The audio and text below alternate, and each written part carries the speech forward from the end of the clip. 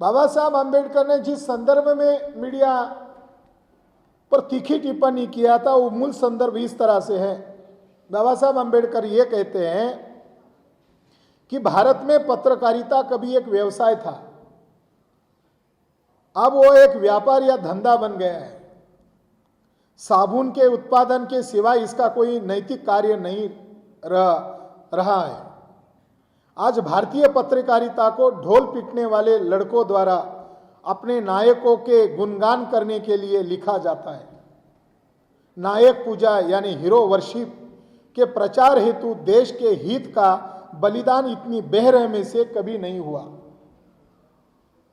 बाबा साहब आम्बेडकर अपने समय में जो घटना हो रही है, अपने समय में समाज को पत्रकारिता के द्वारा क्या संदेश दिया जा रहा है, ये बताते हुए बाबा साहब आम्बेडकर ने इस संदर्भ में ये कहा जो अब पत्रकारिता एक व्यापार या धंधा बन गया है और वो नायक पूजा के लिए वे लोग देश के हित का बलिदान दे रहे हैं। बाबा साहब आम्बेडकर ने अपने समय में जो वक्तव्य किया आज वर्तमान में ये 200% लागू है। मीडिया का संदर्भ लोकतंत्र में एज अ कॉन्स्टिट्यूशन मीडिया को कोई विशेषाधिकार नहीं दिया गया है। भारतीय प्रजा को जो आर्टिकल 19 के द्वारा विचार की अभिव्यक्ति का अधिकार दिया, वही अधिकार संपादकों को दिया, वही अधिकार पत्रकारों को दिया। उन्हें कोई विशेष अधिकार नहीं दिया, मगर मीडिया का लोकतंत्र में अहम रोल है कि वो विपक्ष की तरह काम करे। एक सत्ता पक्ष है, एक विपक्ष है, उसी तरह मीडिया भी एक विपक्ष है कि जनता के हित के लिए वो आवाज उठाए। मगर मीडिया का रोल आज वर्तमान में कैसा है, जैसे बाबा साहब आम्बेडकर कह रहे हैं, उसी तरह आज के तारीख में मीडिया का रोल हो गया है। गांधी की एक पॉलिसी थी और उस पॉलिसी के तहत भारत में ब्राह्मण बनिया लोगों का हाथ में मीडिया आ गया। गांधी ने आम लोगों को स्वराज्य के नाम से गुमराह किया, आजादी के नाम से गुमराह किया और स्वदेशी मूवमेंट के नाम पर भारतीय स्कूल, भारतीय पाठ्यक्रम के नाम पर काम शुरू किया और वाराणसी में मालवीय ने उसके हाथ से हिंदू बनारस यूनिवर्सिटी का उद्घाटन किया। गांधी भी बहुत चालाक बनिया थे। वर्ण व्यवस्था में वैश्य थे और ब्राह्मण लोग, खासकर कि महाराष्ट्र के ब्राह्मण लोग जो तिलक के शिष्य थे, उनका विरोध जब कर रहे थे, उनकी लीडरशिप को जब मान नहीं रहे थे, तब गांधी जी ने ब्राह्मणों को खुश करने के लिए कहा था कि मैं कभी भी ब्राह्मणों की विरोधी नहीं हूं, मैं तो मालवीय जी के पैर धोकर पीने के लिए तैयार हूं। और उसी मालवीय ने एक बनिया के हाथों से हिंदू बनारस यूनिवर्सिटी का उद्घाटन किया और स्वदेशी के नाम पर उन लोगों ने ब्राह्मणों को और बनिया लोगों को मजबूत करने का काम किया। उसके द्वारा ही ब्राह्मण बनिया मीडिया का पनपना, फैलना शुरू हुआ। आज हम देखते हैं कि इसके संपादक, इसके एंकर, इसका एडिटोरियल बोर्ड ब्राह्मणों का है, पॉलिसी मेकिंग ब्राह्मण है और इसका धंधा या उसको चंदा लगाने वाला, उसको कागज देने वाला, उसका स्ट्रक्चर खड़ा करने वाला जो वर्ग है वो बनिया है। ये सूचना या जानकारी देने का काम नहीं कर रहे हैं, बल्कि भारत की जो आम जनता है, मूल निवासी बहुजन समाज है, इनको गुमराह करने का कार्य कर रहे हैं। और ये जो मीडिया, राष्ट्रीय मीडिया है, ये राष्ट्रीय मीडिया नहीं है, बल्कि ये राष्ट्रवादी, राष्ट्र विरोधी मीडिया है। जो भी राष्ट्र के संबंध में इश्यूज है, इसको नॉन इश्यू में कन्वर्ट कर देते हैं और नॉन इश्यूज को इश्यू बना देते हैं। जो भी सरकारें हैं, जो भी शासक जाति के लोग हैं, जिन्होंने राष्ट्र विरोधी जो फैसले लिए, संविधान विरोधी जो फैसले लिए, उसके खिलाफ जनता का जनमत बनेगा, जनता विद्रोह करेगा। इस बात को ध्यान में रखकर इन ब्राह्मणों ने राष्ट्र विरोधी फैसले को राष्ट्र हित के फैसले है ऐसा प्रोपोगेट करते हैं।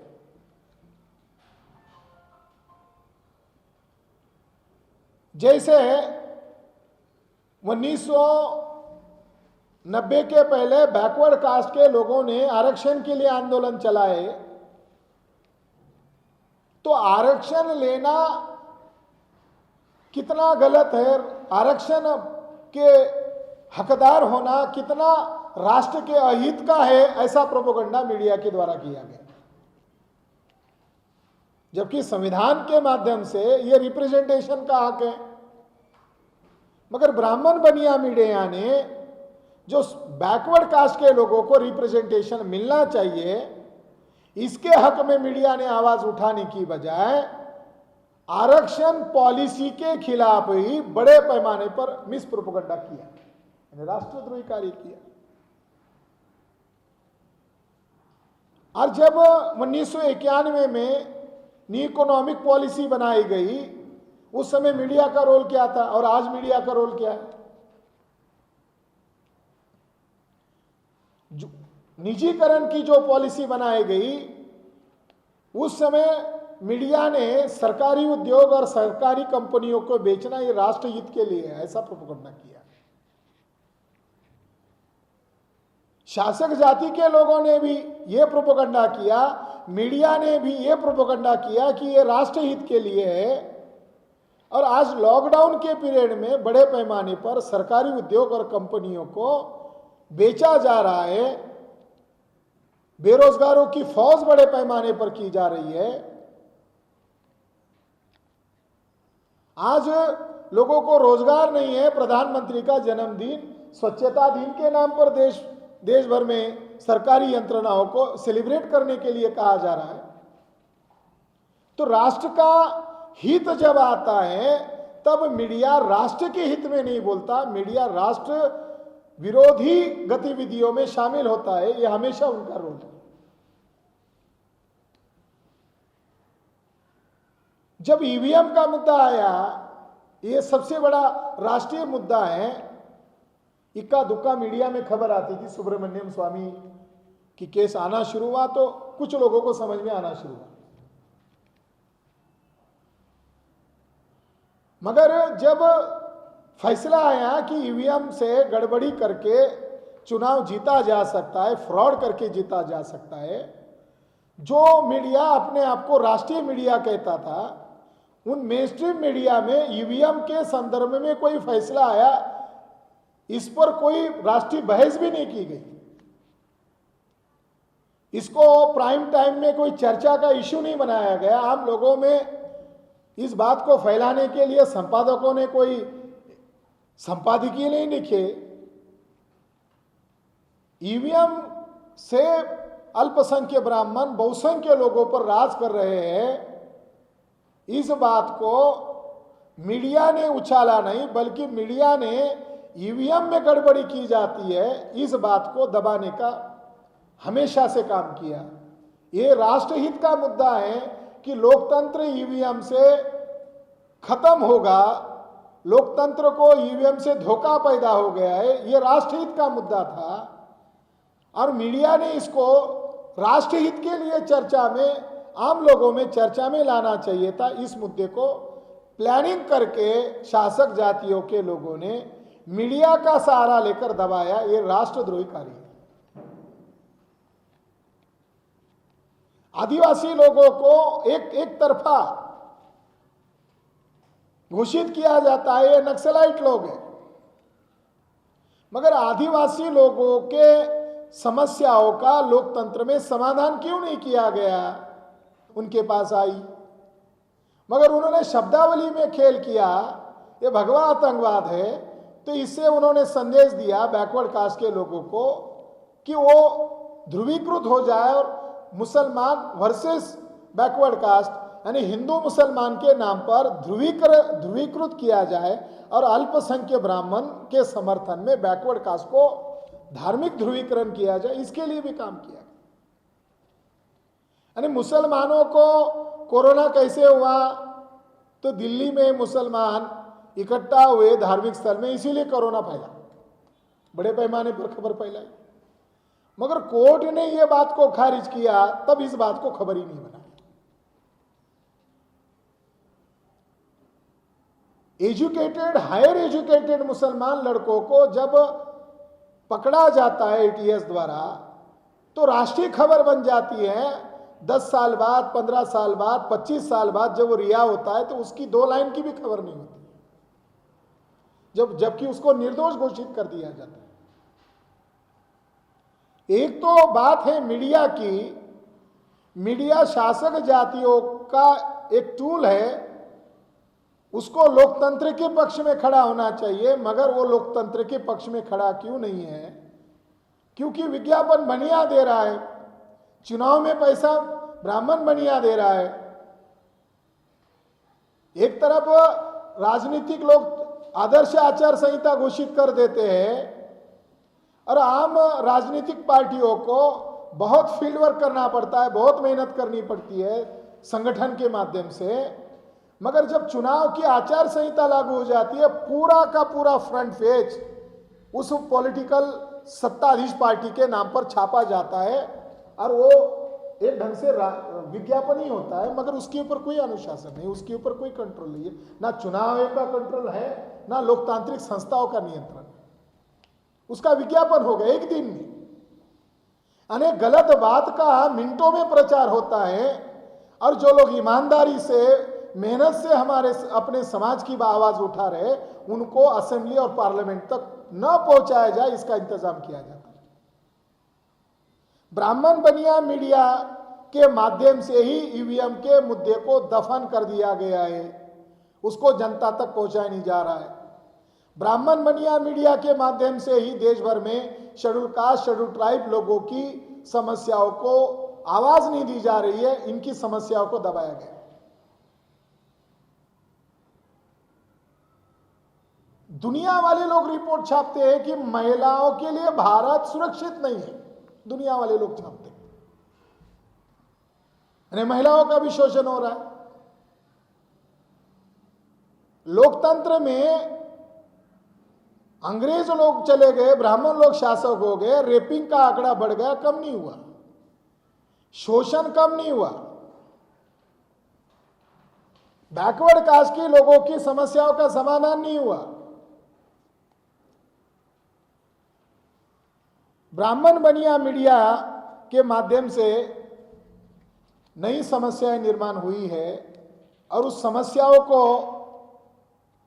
आंदोलन के माध्यम से काउंटर कर सकते हैं, जैसे कि बामसेब के द्वारा, भारत मुक्ति मोर्चा के द्वारा, बहुजन क्रांति मोर्चा के द्वारा संगठित प्रयास से लोगों में जन जागृति कर रहे हैं।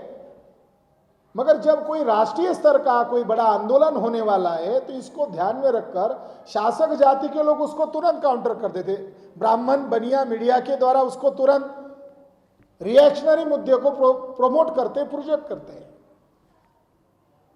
मुझे याद है कि 2011 में बैकवर्ड कास्ट की जातीय आधारित गिनती का इशू माननीय वामन मेश्राम साहब ने राष्ट्रीय स्तर पर खड़ा किया और इसके लिए राष्ट्रीय स्तर का अभियान चलाया। दिल्ली में बहुत बड़ी रैली भी की गई और बैकवर्ड कास्ट के जातीय आधारित गिनती का मुद्दा as a social organisation level पर बामसेब के अलावा कोई नहीं उठा रहा था। उस दरमियान पार्लियामेंट में हुई एक्टिविटी और दिल्ली में राजनीतिक गलियारों में अन्ना हजारे और बाबा रामदेव जैसे कठपुतली वाले नेताओं को प्रमोट करके इस मुद्दे को डाइवर्ट किया गया और अभी वर्तमान में नरेंद्र मोदी को प्रमोट किया जा रहा है और नरेंद्र मोदी खुद बैकवर्ड कास्ट के जातीय आधारित गिनती के खिलाफ है।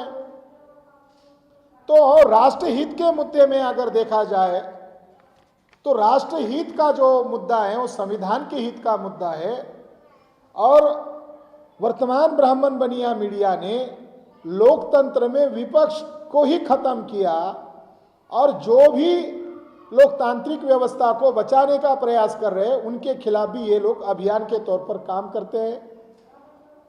राष्ट्रीय मीडिया ने माननीय वामन मेश्राम साहब के ऊपर अघोषित पाबंदी डाली हुई है, उनका नाम ही नहीं लेने का, उनको दिखाने का तक नहीं।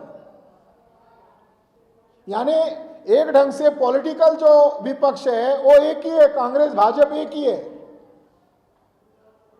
और दूसरा विपक्ष फुले शाह अंबेडकर की विचारधारा को आधार बनाकर जो राष्ट्रीय स्तर का संगठन खड़ा हो गया, राष्ट्रीय स्तर का आंदोलन खड़ा हो गया और उसका जो नेतृत्व कर रहे हैं, उस आवाज को भी ब्लैकआउट कर दिया, उनके ऊपर घोषित पाबंदी डाल दिया गया। इसलिए इस प्रोग्राम के माध्यम से मैं मूल निवासी बहुजन समाज को अपील करना चाहता हूं कि बड़े पैमाने पर सोशल मीडिया का इस्तेमाल करना होगा, और इस्तेमाल ही नहीं करना होगा, हथियार के तौर पर इसका इस्तेमाल करना होगा, ऑब्जेक्टिवली इसका इस्तेमाल करना होगा।